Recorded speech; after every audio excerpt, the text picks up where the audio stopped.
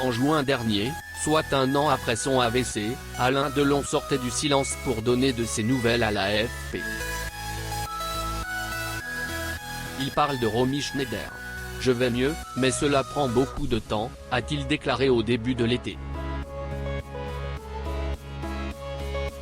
Alain Delon me parlait normalement, comme il le faisait avant son attaque. Je ne lisais pas un texte, confie le journaliste qui a réalisé l'interview. Alain Delon a voulu rendre un vibrant hommage à son ex, Romy Schneider, qui aurait eu 82 ans aujourd'hui. À cette époque, le principal intéressé avait aussi et surtout accepté cette interview pour rendre un hommage appuyé à son ami Roger Borniche, décédé à l'âge de 101 ans. Nous étions très proches, amis depuis 50 ans.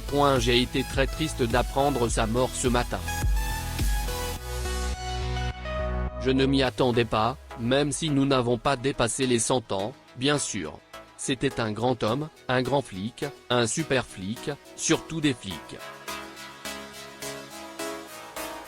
C'était Borniche, quoi. Il a mené la vie qu'il voulait, en passant à l'écriture et au cinéma, explique-t-il. Il y a quelques heures, c'est pour Romy Schneider, qu'il aimait tant, que l'inoubliable Alain Delon a voulu rompre une nouvelle fois le silence. Delon a envoyé un message spécial à l'agence France Presse. « Demain, Romy aura 82 ans. Une étoile ne s'éteint jamais. Nous vous aimerons toujours. Je vous remercie. Je vous remercie. Alain Delon. Ils étaient en couple et se sont même fiancés en 1959, à Lugano, dans la maison des parents de l'actrice. En juin 2019, Alain Delon est victime d'un accident vasculaire cérébral. Bien qu'il ait été sur une pente ascendante pendant plusieurs mois, son fils Anthony raconte comment il a régressé le 17 septembre à cause de l'enfermement. Cela fait un peu plus d'un an qu'Alain Delon a été victime d'un accident vasculaire cérébral et d'une légère hémorragie cérébrale.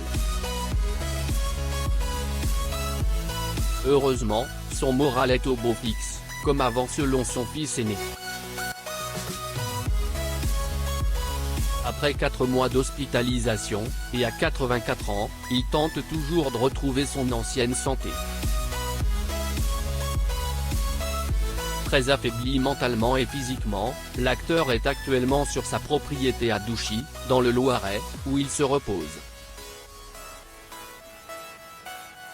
Si avant mars Alain Delon commençait à se rétablir un peu grâce à la réhabilitation, l'enfermement a malheureusement causé beaucoup de retard et des effets négatifs sur son rétablissement. C'est ainsi que son fils Anthony Delon l'explique dans les colonnes de Paris Match. « Mon père ne voulait personne d'autre dans la maison pendant l'internement, un ordre qui empêchait son kinésithérapeute. » Ainsi, Alain Delon a perdu 4 mois dans sa réhabilitation alors qu'il était sur la pente ascendante, mais aujourd'hui son fils le confirme, il va mieux, il se remet. Dès le premier jour après son hospitalisation, Alain Delon savait qu'il lui faudrait du temps pour se remettre complètement et aller vraiment mieux. L'acteur lui-même a expliqué à l'AFP en juin dernier que retrouver un bon état de santé est un long processus. Et c'est sans doute grâce à ses enfants, Anouchka, Alain Fabien et Anthony, que l'acteur de 84 ans a réussi à garder le sourire et à recouvrer la santé aussi rapidement. Par prudence pour l'avenir de ses enfants, Alain Delon a voulu jouer la carte de l'assurance en désignant sa fille Anouchka comme exécuteur testamentaire.